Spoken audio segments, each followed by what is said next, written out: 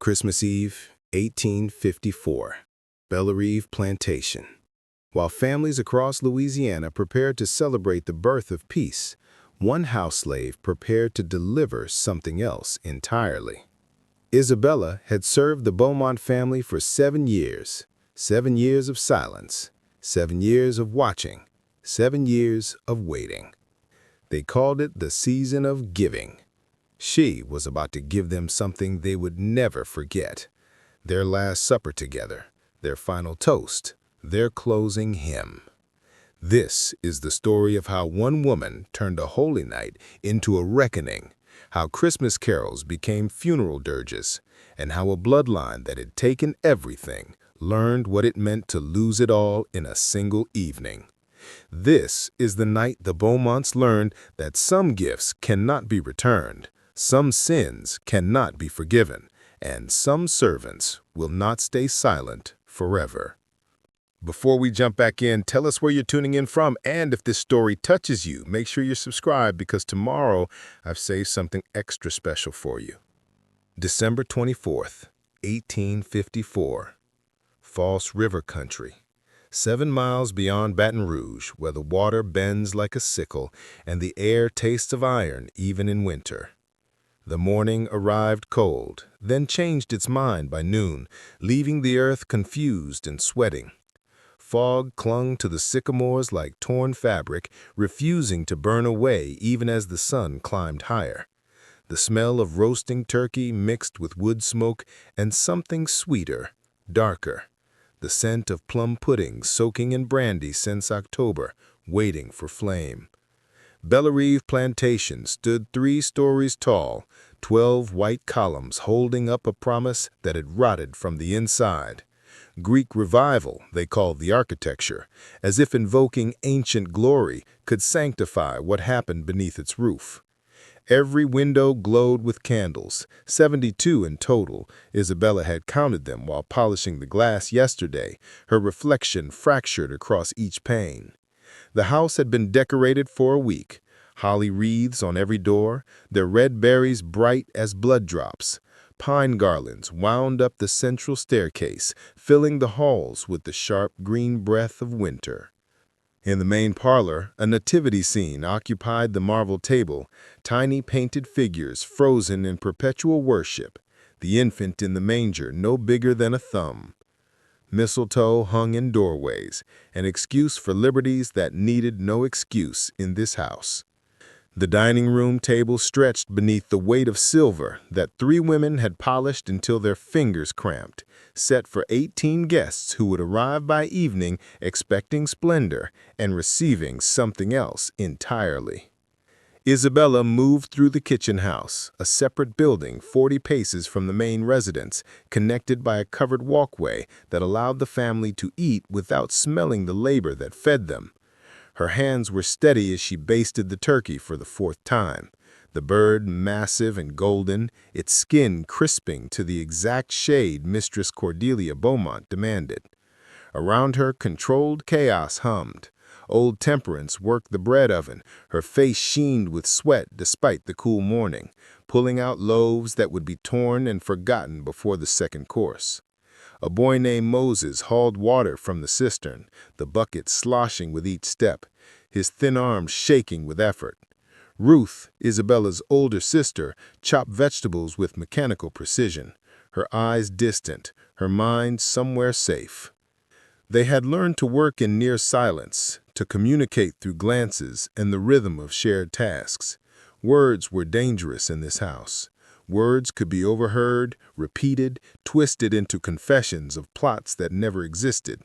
So they moved like a ballet of the oppressed, each knowing their part, each counting the hours until this performance would end. But Isabella was counting something else. She was counting the knives. The kitchen held 12, ranging from small paring blades to the great carving knife that would be used tonight to slice the turkey, the ham, the roasted goose. That carving knife, nearly 14 inches of Sheffield steel with a bone handle worn smooth by decades of Christmas feasts, leaned against the cutting board within easy reach. Mr. Graves, the house steward, had sharpened it yesterday, testing the edge against his thumb until a thin line of red appeared. "Sharp enough," he had said with satisfaction, not knowing how sharp would be needed, not knowing what would be carved before morning came again.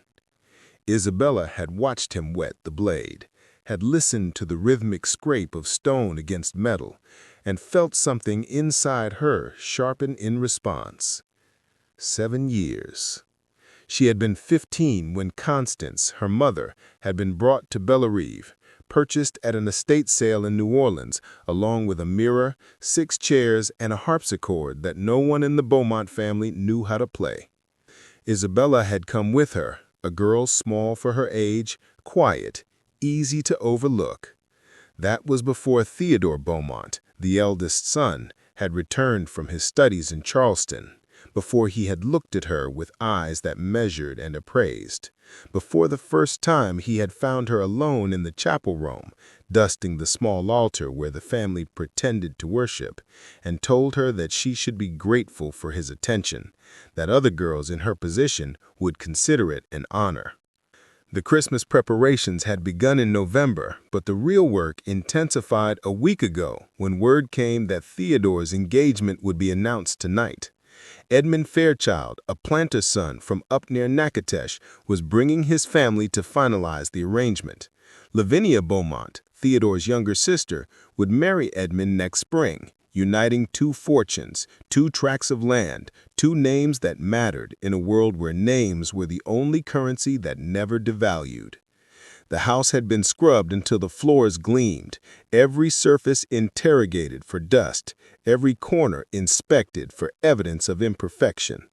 Mistress Cordelia walked the halls with a vinegar tongue, finding fault in the angle of a curtain, the placement of a chair, the temperature of the water brought for her morning wash. Her migraines, she claimed, were brought on by incompetence, by the burden of managing a household full of people too simple to understand excellence. She pressed lavender-soaked cloths to her temples and sighed with the exhaustion of someone who had never lifted anything heavier than criticism. Mr. Randolph Beaumont, a thick-necked man whose face had begun to sag like melting wax, spent his days rehearsing the toast he would give tonight. He stood in his study, glass of bourbon in hand before noon, practicing the words that would welcome the Fairchilds, that would praise his son's prospects, that would bind these families together. He spoke of legacy, of blood, of the continuation of greatness, as if greatness were something he had earned, rather than inherited, as if blood was something pure, rather than something that had covered a multitude of sins. Stained. The kitchen grew hotter as the day progressed. 3 ovens blazed, their iron mouths consuming hickory and oak, turning the small building into a forge where food and suffering were smelted together. Isabella's dress clung to her back, the fabric dark with sweat, but she did not pause. There was too much to do, too many dishes that had to arrive at the table in perfect sequence, too many expectations that would crack like eggshells if not met precisely.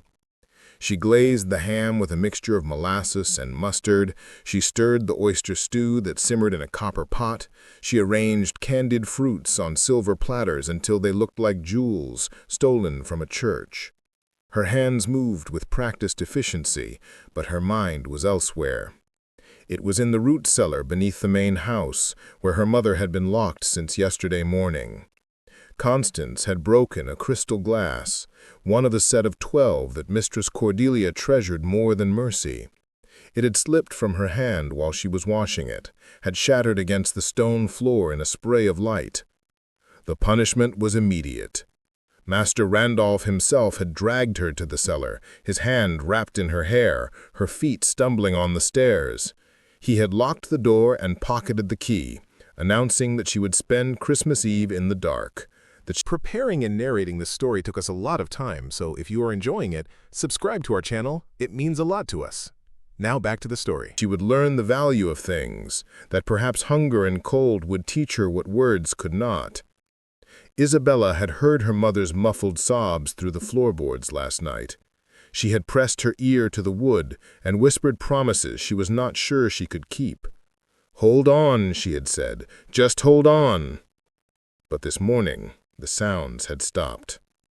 Either her mother had exhausted herself into silence, or something worse had occurred. Isabella had tried the cellar door twice, had found it locked as expected, had felt the fury in her chest expand until it pressed against her ribs like something trying to break free.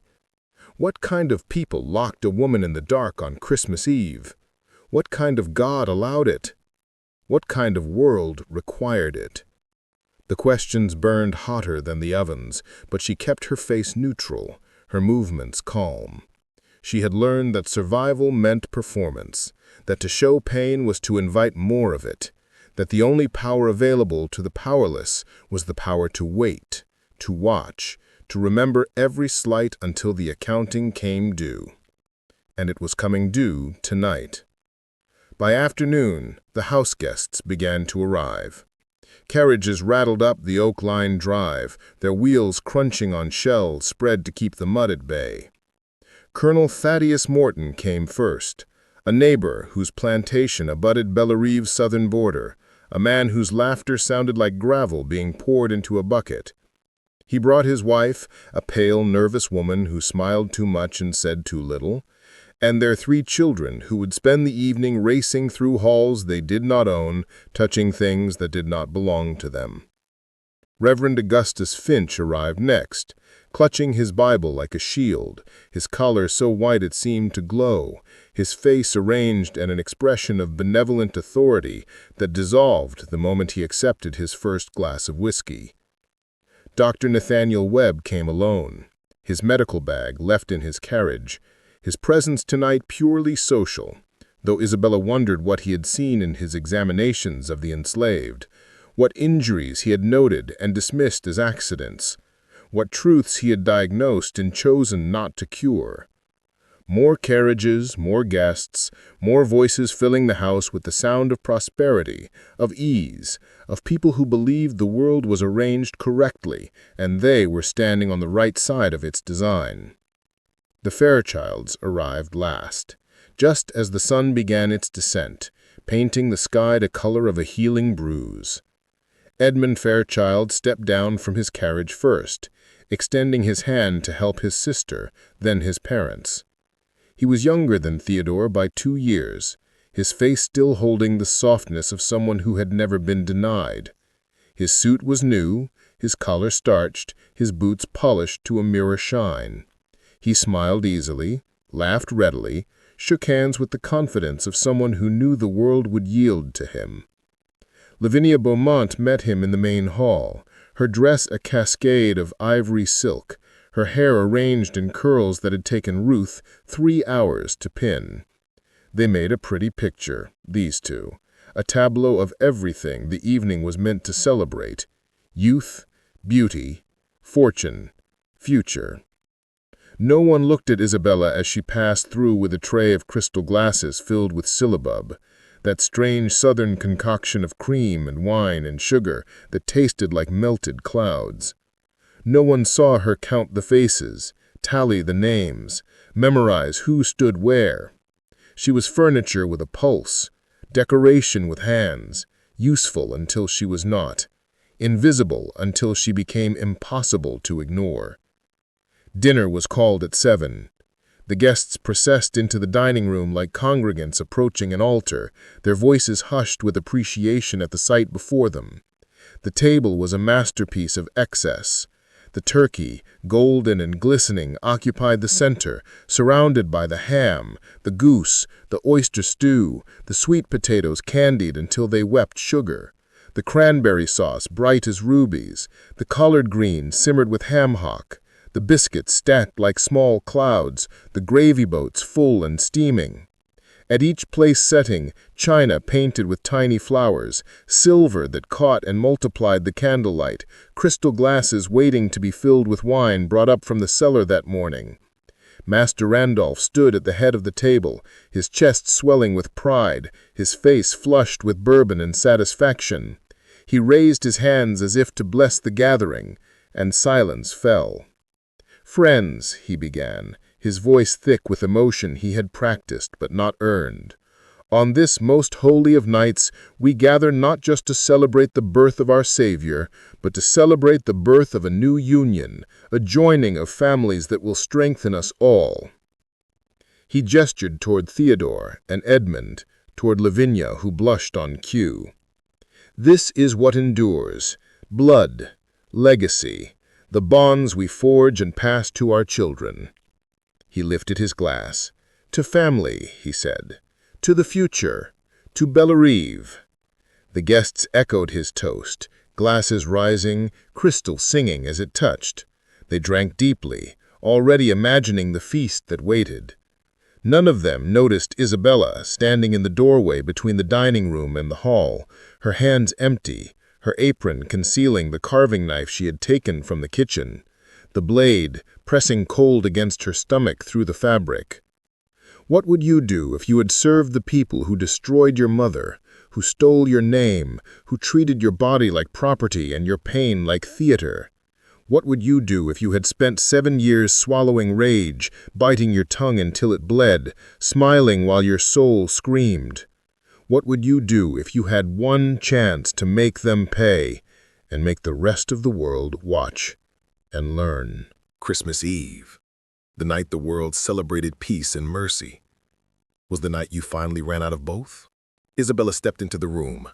Her footsteps made no sound on the thick carpet. The guests were too focused on their plates, on the parade of dishes being brought by Ruth and Moses and Old Temperance, on the spectacle of abundance that proved their worth. Master Randolph was carving the turkey now, the original carving knife in his hand, slicing through breast meat with confident strokes, narrating his technique like a surgeon, like an artist. Theodore stood beside him, learning, watching, waiting his turn to carve, to provide, to perform this ritual of patriarchal provision. Edmund Fairchild laughed at something Colonel Morton said.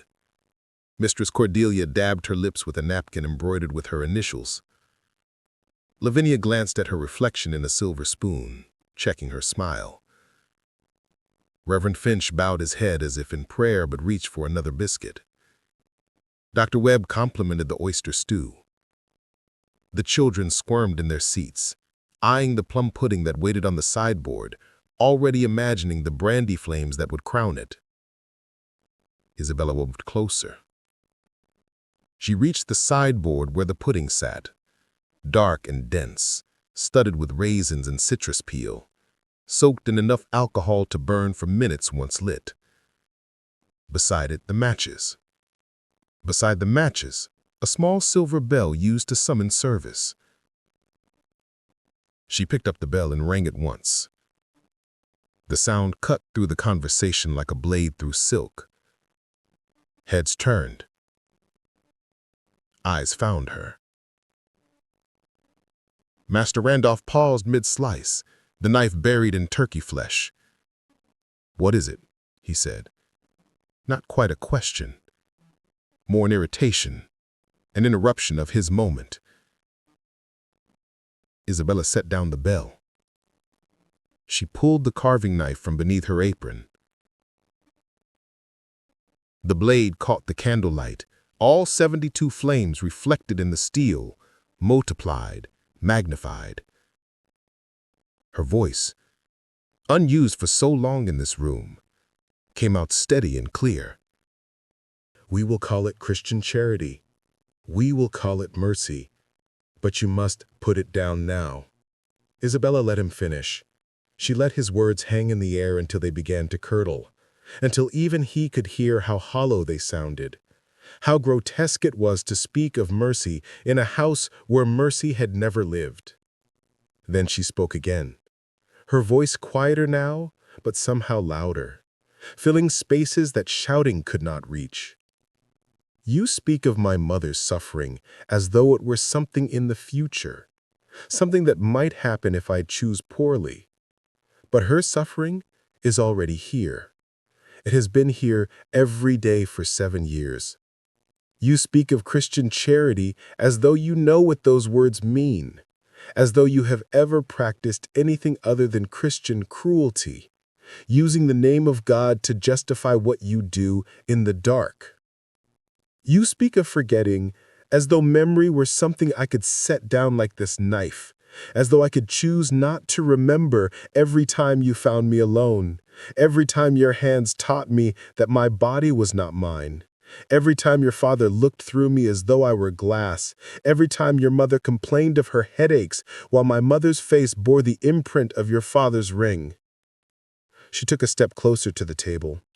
The guests pressed backward, chairs scraping, bodies retreating, creating a circle of space around her as though she were contagious, as though violence could spread through proximity. Old Temperance appeared in the doorway behind Isabella, her face stricken, her hands wringing her apron. "Child," she called out, her voice breaking on the word. "Child, do not do this. They will kill you. They will kill all of us. Please, baby, please put it down. We will find another way. We always find another way. We survive. That is what we do. We bend, we break, but we survive." Her eyes pleaded across the distance, decades of survival written in the lines of her face, decades of swallowing rage and breathing grief and waking up to do it again because the alternative was unthinkable. But Isabella did not turn around. She kept her eyes on the table, on the faces that had feasted while she bled, on the family that called itself civilized while building its fortune on stolen lives and justified suffering. "There is no other way," she said, and her voice held a finality that made Old Temperance weep. "There is only this way. There is only the moment when you stop surviving and start living, even if living means dying, even if the only freedom available is the freedom that comes at the end of everything." Master Randolph's patience, never his strongest virtue, snapped clean. He lunged forward, the carving knife in his hand raised high, his face twisted with fury and fear and the wounded pride of a man unaccustomed to defiance. He was not a young man, not a fast man, but he was a large man, and he had spent his life assuming that size and status were the same as strength. He was wrong. Isabella moved with the economy of someone who had spent years watching, learning, calculating angles and distances while pretending to scrub floors and polish silver. She stepped to the side, a small movement, almost graceful, and his momentum carried him past her. His knife struck nothing but air. Her knife found his side, sliding between ribs with a precision she did not know she possessed, meeting resistance and then breaking through, the blade disappearing into flesh until only the bone handle remained visible. The sound he made was not a scream. It was smaller than that. More surprised than pained, a grunt of disbelief. He looked down at the handle protruding from his body as though it were a philosophical problem requiring solution. Then his legs folded and he sat down hard on the carpet, his mouth opening and closing, words attempting to form but finding no air to carry them. The room erupted. Mistress Cordelia's scream was high and sustained, a sound that seemed to have been waiting years for release.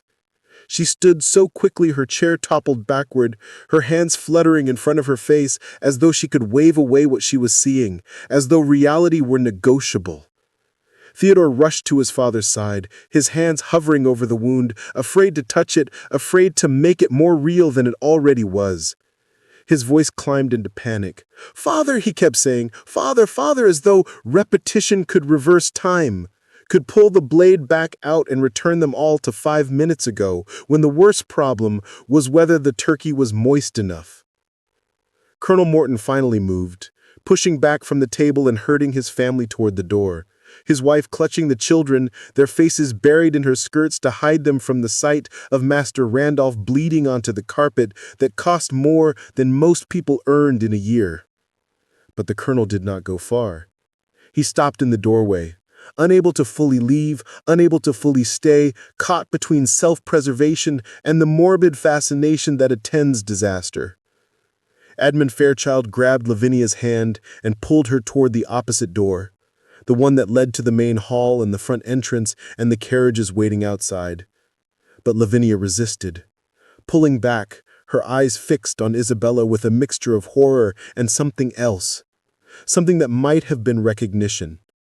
She had lived in this house her whole life. She had heard the sounds that came from the chapel room late at night. She had seen the bruises that appeared on the house slaves and disappeared beneath long sleeves and high collars.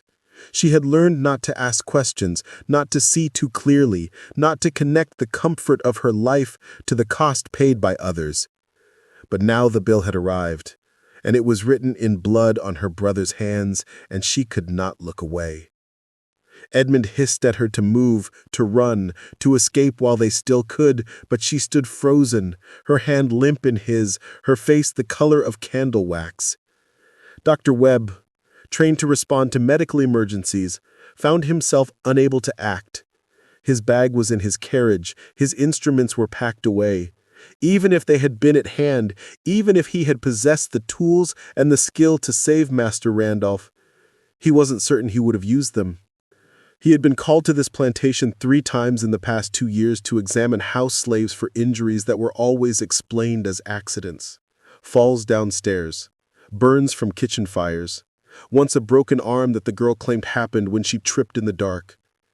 He had known they were lies. He had written them down anyway. He had collected his fee and returned home and washed his hands and told himself that he was a physician, not a judge, that his job was to treat patients, not to interrogate the causes of their injuries.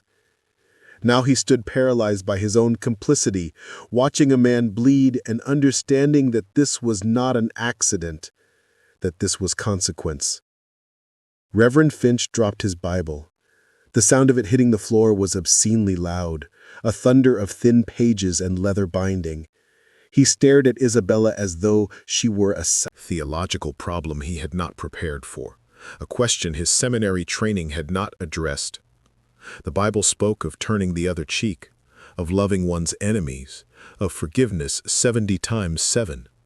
But it also spoke of justice, of the oppressed crying out and God hearing them, of the mighty being cast down from their thrones and the humble being exalted.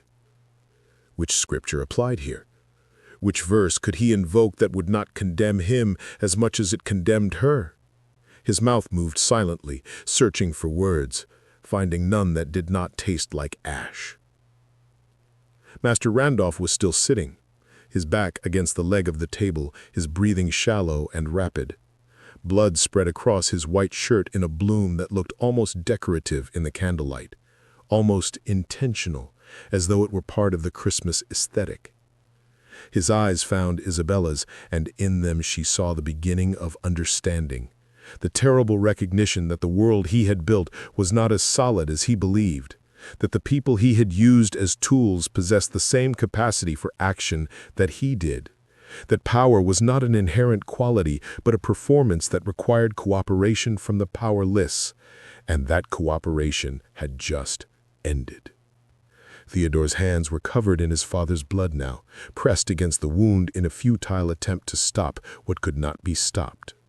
He looked up at Isabella, and his face held no authority, no command, only fear and a dawning comprehension of how badly he had miscalculated the nature of the girl he believed he owned. "Please," he said, and the word came out broken. "Please, we can fix this, we can make this right. Just help me stop the bleeding. Help me save him, and I swear on my mother's life, nothing will happen to you. You will be freed, you and your mother both. You will have papers, you will have money. Just help me save him." His voice cracked on the last word, and Isabella understood that he was negotiating now, that he had moved from commands to bargainings, that he was offering her what he should have given freely years ago, which should never have needed to be bargained for in the first place. She felt no satisfaction in his fear. She felt nothing at all. The rage that had sustained her, that had carried her through 7 years and into this room with a blade in her hand, had burned so hot it had consumed itself, leaving behind only clarity, only the cold, bright knowledge that some things once done could not be undone, and that she had just crossed a line that existed in only one direction. Ruth appeared beside old Temperance in the doorway, her face a mask of terror and grief and pride all tangled together into an expression that had no name. She did not call out. She did not try to stop what was happening. She simply bore witness, standing there with her sister in the doorway, two women who had spent their lives being invisible, now making themselves seen, declaring with their presence that this moment mattered, that what happened here tonight would not be forgotten or explained away or buried beneath lies. Moses stood behind them, barely visible in the shadows, his young face ancient with understanding. He had hauled water all day, had stoked fires, had done the invisible labor that allowed visible luxury to exist. And now he watched as that luxury bled onto expensive carpet and understood that the order of things was not natural, was not inevitable, was not written in stone, but in flesh, and flesh could tear. Isabella knelt beside Master Randolph, the knife still in her hand, her apron soaked with his blood and the sweat of her labor. She looked into his eyes, those eyes that had looked through her for 7 years, and she spoke quietly, so that only he could hear. "You asked what I wanted," she said.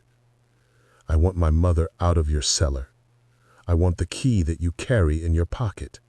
I want you to know as you leave this world that the last thing you saw was the face of someone you believed was nothing, and the last thing you felt was the consequence of believing it." His hand moved weakly toward his pocket. Whether to comply or to defend himself, she could not tell, but it did not matter, because his strength was leaving him, pooling on the floor beneath him, soaking into the carpet that would never be clean again. She reached into his pocket herself, her fingers finding the iron key cold against her skin, and she pulled it free. Master Randolph's mouth moved, forming words that made no sound. And then he was still. Theodore screamed, a sound of pure anguish that shattered the frozen tableau. He lunged at Isabella with no weapon, no plan, only grief and rage propelling him forward. She was ready. She had been ready for 7 years. The knife came up and caught him in the throat, and the scream stopped as abruptly as it had started, replaced by a wet, gurgling sound that would haunt the survivors for the rest of their lives. He fell across his father's body, the two of them tangled together, blood mixing until it was impossible to tell whose was whose, the continuation of bloodline made literal and final. Mistress Cordelia collapsed into her chair, her screams giving way to a high, keening wail that sounded like wind through a ruined house. Her hands clutched at her hair, pulling it loose from its pins, and she rocked back and forth, a broken mechanism repeating its motion long after its purpose had ceased. Edmund Fairchild finally succeeded in pulling Lavinia toward the door, but before they reached it, Isabella stood and turned to face them. The knife hung at her side, dripping onto the floor in a slow rhythm like a clock counting seconds. She looked at Lavinia, really looked at her, and spoke with a gentleness that was more terrible than any threat could have been. "You knew. You all knew. You heard the sounds and you turned up the music. You saw the bruises and you looked away. You ate the food we prepared and you never asked what it cost us to make it. You prayed in your chapel and you never wondered why God did not answer the prayers we whispered in the dark. This is not murder. This is accounting. This is the bill coming due." Lavinia's face crumpled, streams of tears down her cheeks, but she did not speak. What could she say? What defense existed that did not require her to lie about what she had known, what she had chosen not to see? Colonel Morton finally found his voice, still frozen in the doorway with his family clustered behind him. "This is madness," he said, but his voice carried no conviction. "Someone must stop this. Someone must fetch the authorities."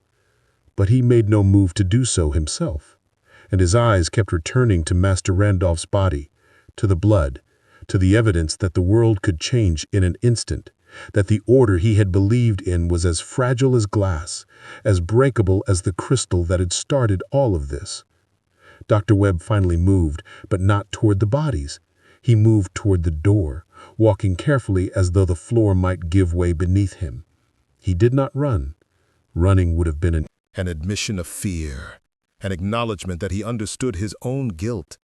So he walked with measured steps, his physician's dignity held together by force of will, and he did not look back. Reverend Finch followed him, leaving his Bible on the floor where it had fallen, leaving behind the scripture that had failed him, stepping over the threshold and into the night where the stars were indifferent, and the air smelled of wood smoke, and the Spanish moss hung from the oaks like the beards of old prophets who had seen this all before. Isabella walked to the sideboard where the plum pudding still waited. She picked up the matches and struck one, the flame bright and clean. She held it to the pudding's brandy-soaked surface, and the blue flames erupted, dancing across the dark cake, casting strange shadows on the walls. It was the spectacle that was supposed to crown the feast, the moment of theatrical joy that would send the guests home with wonder in their eyes. She watched it burn for a moment, then turned away and walked out of the dining room, through the hall, past the nativity scene with its tiny frozen worshippers, down the stairs to the cellar door. Her hands shook as she fitted the key into the lock, the first time they had shaken all evening. The key turned. The door opened. Darkness breathed out, cold and damp. "Mother," she called into that darkness. "Mother, it is finished. Come out now." Constance emerged slowly, her eyes adjusting to the light, her body stiff from a night and a day on cold stone. She saw the blood on Isabella's hands, on her apron, and she understood without needing to be told. Her face, bruised and drawn, showed no horror, no judgment, only a weary acceptance of what had been necessary, what had been inevitable. She reached out and took her daughter's hand, and together they walked back up the stairs, through the hall where the candles still burned in their windows, out the front door and into the December night. Behind them, the house stood blazing with light, every window glowing, the holly Christmas decorations still perfect, the holly wreaths still hanging on every door. From inside came the sound of Mistress Cordelia's wailing, the sound of carriages being hurriedly prepared, the sound of people discovering that the world they had known was gone, and something new and terrible had taken its place. Ruth and old Temperance and Moses waited by the kitchen house. They did not speak. There was nothing to say that had not already been said in blood and silence. Isabella handed Ruth the knife, and Ruth took it without question and walked to the well and dropped it into the darkness. The splash was distant, final. Then the five of them walked together toward the oak grove, toward the levee road, toward the false river that bent like a sickle and caught the moonlight on its surface. Behind them, someone had found the courage to ring the bell, the alarm that would bring neighbors, that would summon authorities, that would begin the hunt. But they had a head start, and they had something the hunters did not have. They had nothing left to lose. They had already lost everything that could be taken. What remained was only what they carried with them, the knowledge that they had stopped being property and become people, even if only for one night, even if the cost was everything, even if the morning brought consequences too terrible to name. They reached the levee as the church bells in the distance began to ring midnight, calling the faithful to Christmas service, announcing the birth of peace on earth, goodwill toward men. The river lay before them dark and wide and full of promises that were probably lies but were the only promises available.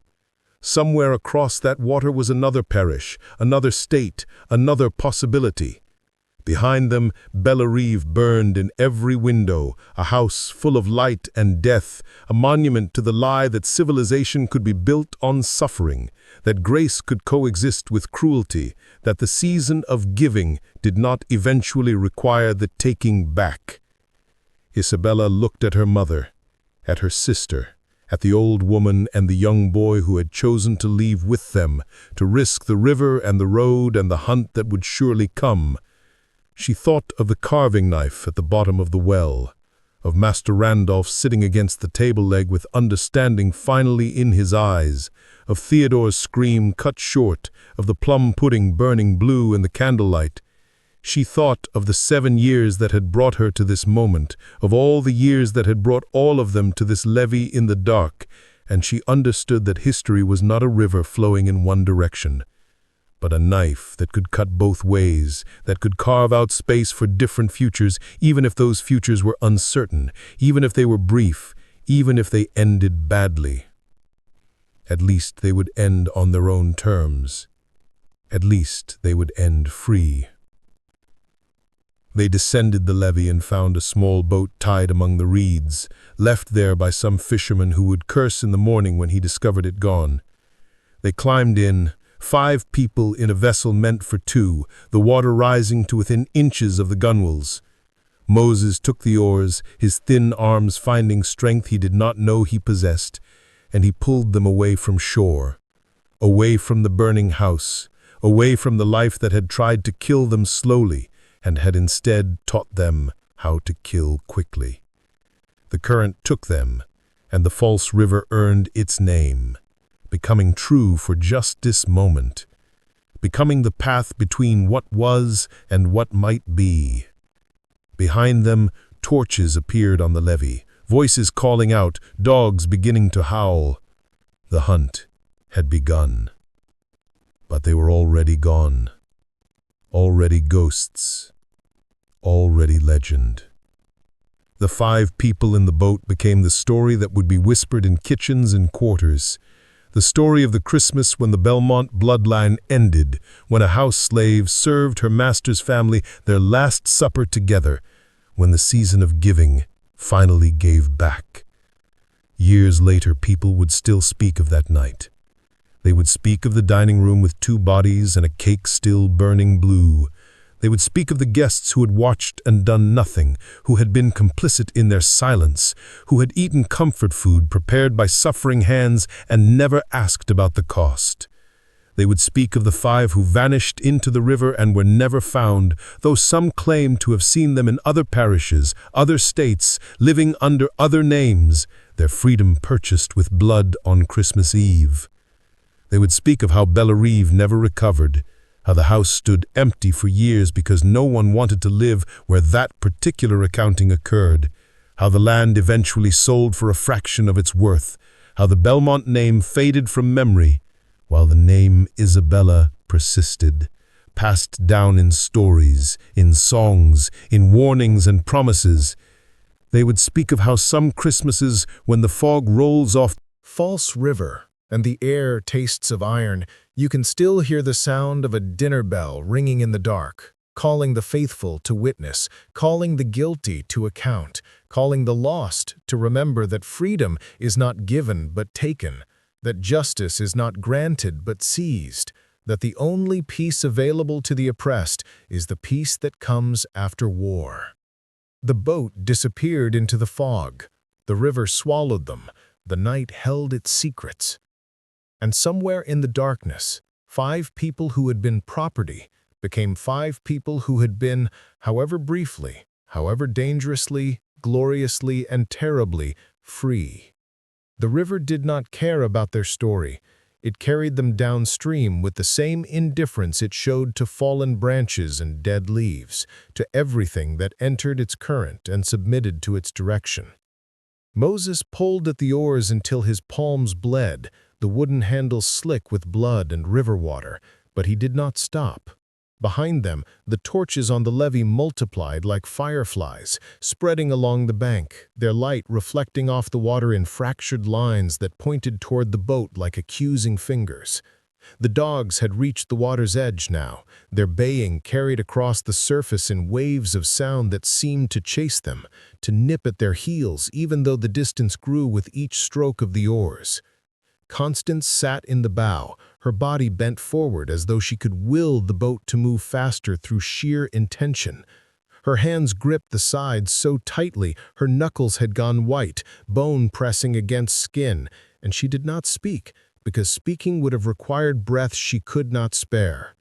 Ruth sat behind her mother, one hand on Constance's shoulder, the other trailing in the water as though testing its temperature, as though confirming that this was real and not some fever dream born of desperation. Old Temperance occupied the center of the boat, her weight causing it to sit lower in the water than was safe, but there had been no time to consider safety, no time to calculate load capacity. There had been only the necessity of leaving, of putting distance between themselves and Bellerive before the shock wore off and the hunt began in earnest. She held Isabella's hand, and Isabella let her, allowed this woman who had counseled patience to bear witness to the choice she had made, the choice that had traded survival for something else, something that felt like the opposite of death, even though death was certainly coming for them now. The fog thickened as they moved downriver, wrapping around them like wool, muffling the sound of the dogs, softening the torchlight until it became diffuse and directionless. It was a December fog, unusual for its density, drawn up from the warm water meeting cold air, a meteorological accident that felt like intervention. Moses adjusted their course by instinct more than sight, following the pull of the current, trusting that the river knew where it was going, even if they did not. His arms screamed with effort, muscles burning, but the pain was clean and simple, and he welcomed it. He was 13 years old, and until tonight he had believed that his life was decided, that the arc of his existence was drawn in lines he could not alter. But the woman sitting behind him had erased those lines with 14 inches of steel, had redrawn the map, and now anything seemed possible. The boat scraped against something submerged, and for a terrible moment they thought they were grounded, stuck in the middle of the river with the torches still visible behind them. But Moses pushed hard with one oar, and the boat shifted, floated free, continued its journey into the fog. Isabella sat in the stern, one hand on the side of the boat, the other resting on her lap where the blood had dried into dark stains. She did not regret what she had done. She could not afford regret. Regret was a luxury for people with futures, and she had run out of paths the moment Master Randolph's blood had soaked into the carpet. There was only forward now. There was only the river and what lay beyond it. Behind them on the levee, men gathered with weapons and fury. Colonel Morton had taken charge, organizing the search party with military precision, dividing the men into groups, sending some upriver, others to alert neighboring plantations. He did not use the word murder. He used the word insurrection. He used the word rebellion. He used language that transformed a girl with a knife into an existential threat to every plantation within 100 miles, because if one slave could rise up and kill her master, what was to stop others? The men who gathered on the levee understood this implicitly. They were not hunting Isabella because they mourned Randolph Beaumont. They were hunting her because she represented a possibility that could not be allowed to exist. Edmund Fairchild stood apart from the search party, his face pale, his hands trembling. He had come to Bellerive expecting to finalize an engagement, to bind his family's fortune to another. Instead, he had watched two men die, had seen a girl he had barely noticed transform into an instrument of retribution. Lavinia stood beside him, her ivory dress ruined with mud and blood. She had not spoken since they left the dining room, had not answered Edmund's questions. She stared at the river as though it held answers, as though if she looked hard enough, she could understand what just happened, why it happened, what it meant. But the river kept its secrets. The boat moved through the fog for what felt like hours, but might have been less. Time became elastic, stretched by fear and adrenaline. Finally, the boat scraped against mud. They had reached the far bank, though where exactly, none of them could say. They climbed out carefully, the boat rocking dangerously with each movement. Moses pulled the boat further up onto the bank and then pushed it back out into the current, watching it drift away into the fog, removing the evidence of their crossing. They stood on the bank, catching their breath, listening for sounds of pursuit, hearing nothing but the river and the wind and their own ragged breathing. Isabella allowed herself to think about what she had done, to see it clearly without the haze of rage that had carried her through it. She had killed two men. The words felt abstract even as she thought them, disconnected from the physical reality of the knife entering flesh. She tried to feel guilt and found only emptiness where guilt should be. Her mother's hand found hers in the fog, and Constance squeezed once, hard. Whatever Isabella felt or did not feel, whatever came next, they would face it together.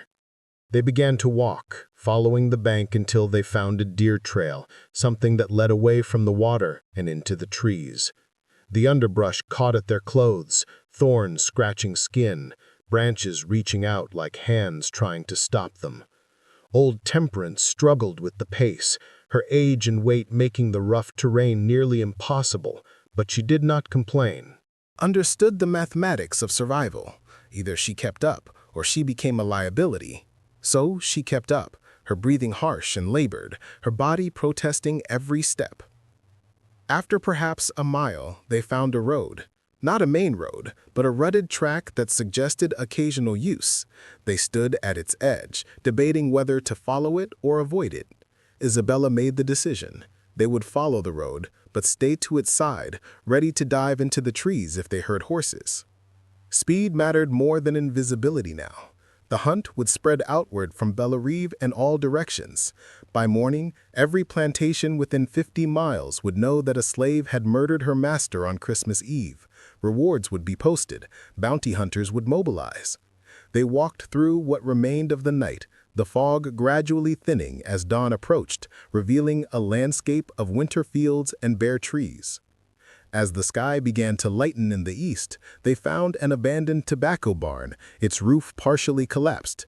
They slipped inside and climbed into the hayloft, where ancient hay lay dusty and compressed, and they burrowed into it, covering themselves completely. Moses fell asleep almost immediately. Old Temperance followed soon after. Ruth kept watch at the edge of the hay pile, her eyes on the ladder, her body tense despite its exhaustion. Isabella and Constance lay side by side, not sleeping, not speaking, just existing together in the strange, intimate space that crisis creates. Constance's hand rested on Isabella's cheek, and Isabella closed her eyes and allowed herself to be touched with tenderness. The moment stretched and held, a small pocket of grace in the midst of catastrophe. Outside, the world turned toward Christmas morning. Church bells rang in distant towns. Families woke to find presents, and in parishes across Louisiana, men climbed onto horses and loaded weapons and prepared to hunt 5 people whose only crime was wanting to live as human beings. The day passed with agonizing slowness. They dozed in shifts, woke to the sound of every bird, every gust of wind. Around noon, they heard voices passing on the road, men talking about the Beaumont murders, speculating about where the fugitives had gone. The voices faded, and they remained hidden, barely breathing. As darkness fell on Christmas night, they emerged from the barn like ghosts, pale with hay dust, stiff with cold. They continued along the road, moving north by instinct, following the North Star that appeared intermittently through breaks in the clouds. They walked for 3 more nights, hiding during the days in whatever shelter they could find. Old Temperance weakened visibly, her breathing becoming labored. On the 4th night, she collapsed on the side of the road, her body simply refusing to continue. They carried her into the woods and made a shelter of branches and leaves, and they stayed with her as her breathing became shallower. She died just before dawn, her hand in Isabella's, her last words an apology for slowing them down. They buried her in the woods with their bare hands, marking the place with stones. They were 4 now, and the loss felt like an amputation. But they could not afford to grieve properly. They could only keep moving. On the 5th night, they reached a small town that the road signs identified as Woodville, Mississippi. They had crossed state lines without knowing it. They circled the town's edge until they found a church with a sign that read, "All are welcome in the house of God." When they saw a light burning in the pastor's house, Isabella knocked on the door. The man who answered was old and bent, his hair white, his eyes sharp behind wire spectacles. He looked at them and understood immediately what they were. He did not speak. He simply stepped aside and gestured them in. His name was Samuel Grant, and he had been helping people like them for 20 years. He fed them without questions, gave them clothes, let them sleep in a hidden room behind a false wall. And the next night he put them in a wagon under a false bottom filled with hay, and he drove them to the next safe house, and then someone else took them further, a relay of conscience carrying them north. It took 3 months to reach Ohio, 3 months of hiding and traveling, of walking at night and sleeping in barns. Moses grew taller during those months, his body burning through childhood. Ruth's face lost its softness, her eyes acquiring a wariness that would never leave. Constance healed slowly, the bruises fading from her face but never from her memory. And Isabella became someone she did not entirely recognize, someone capable of existing in a state of permanent vigilance that felt less like living than like the opposite of dying. They found work where they could. Isabella in a boarding house kitchen, Constance doing laundry, Ruth sewing, Moses loading wagons. They rented a small room above a stable, but it was theirs, and they could lock the door from the inside. They lived quietly, carefully, never speaking of where they had come from or what had happened on Christmas Eve, 1854.